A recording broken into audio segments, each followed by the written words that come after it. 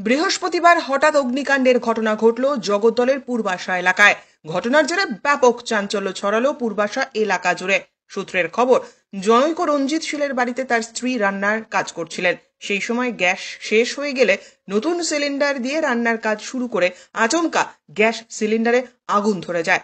বাড়ির লোকেরা এবং প্রতিবেশীরা আগুন নিয়ন্ত্রণ করার চেষ্টা করে। তড়িঘড়ি খবর দেওয়া হয় দমকলকে, কিন্তু দমকল আসতে আসতে বাড়ির ভেতরের বেশ কিছু আসবাবপত্র আগুনে ভস্মীভূত হয়ে যায়।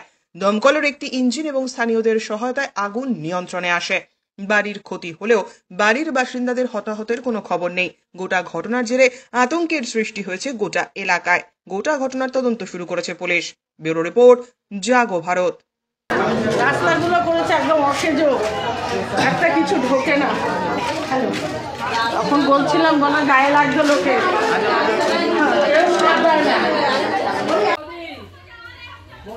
পুরো মুখে তাপটা লেগেছে দাদা?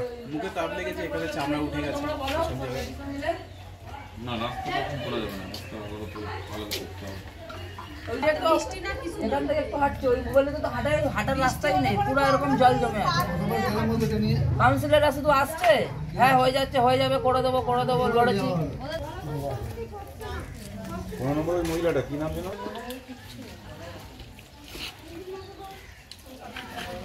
ব্ল্যাক স্টোন রান্না করেছে, ব্ল্যাক স্টোন থাকে সেই আগে বেরিয়ে এসেছে, ওখানে ঘরে বেরিয়ে এসেছিল। এইসব জায়গা সব পুড়ে গেছে। গ্যাসটা এখানে রাখা পুরো পুড়ে গেছে। গ্যাসের ওভেন ছিল ওই সাইডটা, ওই সাইডে ওভেন থাকে, এদিকে পুড়ে গেছে। ইয়ে করে জানি না কি করে ব্লাস্ট হলো না। কপাল আমাদের ভালো, সত্যি কথা কপাল ভালো, না হলে যদি ব্লাস্ট হতো শুধু তো আমাদের এইদিকের বোর্ডও ক্ষতি হয়েছে, এদিকের বোর্ডও নষ্ট হয়ে গেছে। কিচ্ছু নেই আমার রান্না, আমরা বসা টসা দিলে ওটা শুয়েছিল বলে ওই জন্য আমার আদর বেশি হয়ে গেছে। যদি একটু সোজা ভাবে থাকতো তাহলে খালি সিলিন্ডারটা খালি শুয়ে পড়েছিল বলে।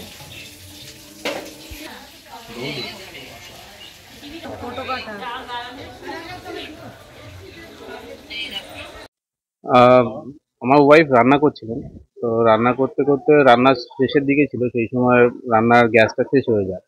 তো আমাকে বলে যে রান্নার নতুন সিলিন্ডার লাগিয়ে দেওয়ার কথা। তো আমি যাই নতুন সিলিন্ডারটা লাগানোর জন্য। নতুন সিলিন্ডারটা লাগিয়ে যে চেক করতে যে সঙ্গে সঙ্গে দেখছি আগুন মানে বেরোতে শুরু করে ওখান থেকে। তা বুঝতে পারলাম না কিসের প্রবলেম, কারণ যদি আমাদের তারের কোনো প্রবলেম হতো তাহলে সেটা তো আগে থেকেই জ্বলতো। আগে তো রান্না অলরেডি হচ্ছিল, তো তখন কোনো প্রবলেম হয়নি। বাট নতুন সিলিন্ডার লাগানোর পরেই দাও দাও করে আগুন জ্বলতে শুরু হলো। তা আমি কাপড় টাপড় দিয়ে নেভানোর চেষ্টা করাতে সিলিন্ডারটা আমার হাতে গরম লাগে, সিলিন্ডারটা শুয়ে পড়লো। তখন আর কোনো কাপড় টাপড় দেওয়া যায় না, দূর থেকে বস্তা ভিজিয়ে বা কাপড় ভিজিয়ে যেমন করে পেরেছি চেষ্টা করেছি, হয়নি। তারপর আমার ওয়াইফ আমাদের পাশেই একটা গ্যাসের দোকান আছে, সেখানে গিয়ে বলাতে সেখানে যিনি থাকেন সেই দাদা এসে নেভানোর চেষ্টা করলো। প্রথমে একটা ছোট অক্সিজেনের যেটা থাকে সেটা নিয়ে এসে নেভানোর চেষ্টা করলো, নিভলো না। তারপর আমাদের বাড়ির পাশে একজন পিন্টু বলে থাকে, তাদের বাড়ি থেকে একটা অক্সিজেনের দিয়ে যাওয়া হয়। সেটা মারার পর, সেটাও বড় ছিল, জানি না কত লিটার, মারার পরেও কোনো কাজ হলো না। তারপর কিছুক্ষণ পর দেখলাম যে একটু আগুনটা কমেছে, মানে জানলা আমাদের ঘরের ভেতর পুরোপুরি মানে জ্বলে গেছে, রান্নাঘরের ভেতরে কোনো জিনিস নেই। তারপর আবার পেছন থেকে আমাদের আশেপাশে যে সমস্ত পাড়া প্রতিবেশী সবাই আছে, সবাই হেল্প করেছে, জল টল দিয়ে কিছুটা যখন কমেছে, তারপরে আবার গ্যাসের যে ছেলেটা ছিল সে দাদা গিয়ে মানে সিলিন্ডারের ওপরে বস্তা চাপা দিয়ে যেমন তেমন করে আগুনটা নেব না। ততক্ষণে মানে রান্নাঘরে সব শেষ হয়ে গেছে। এদিকে আমি তো দমকল কোনো জায়গায় ফোন করতে পারিনি, ঠিক আছে, কিন্তু ফায়ার ব্রিগেডে ফোন করা হয়েছিল। আমার পাড়া প্রতিবেশী সবাই ফোন করেছিল। ফায়ার ব্রিগেডের আমাদের রাস্তা এমন পরিষেবা এতটাই খারাপ যে গাড়ি ঢুকতে পারেনি।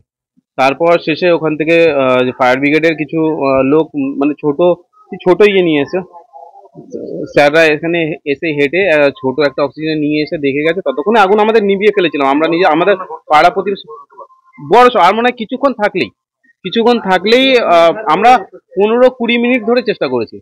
15-20 মিনিটের বেশি ছাড়া কম না। আমরা এখানে আমাদের পূর্বাশার ভেতরে একটা মুসলিম স্কুল আছে, সেখানে পর্যন্ত আমি প্রাইভেট স্কুল, সেখানে আমি গেছি, গিয়ে ভেবেছিলাম যদি আর একটা অক্সিজেন ইয়ে পাওয়া যায়, যদি আগুনটা কোনো রকম নেভানো যায়, বাট সেখানে ছিল না। দুর্ভাগ্যবশত সেখানেও আমরা পাইনি। তারপর এসে নিজে চেষ্টা করে আমার সেই গ্যাস দোকানের দাদা এসে চেষ্টা করে আগুনটা নিভিয়েছে। তারপর আমার নাম রঞ্জিত সিং।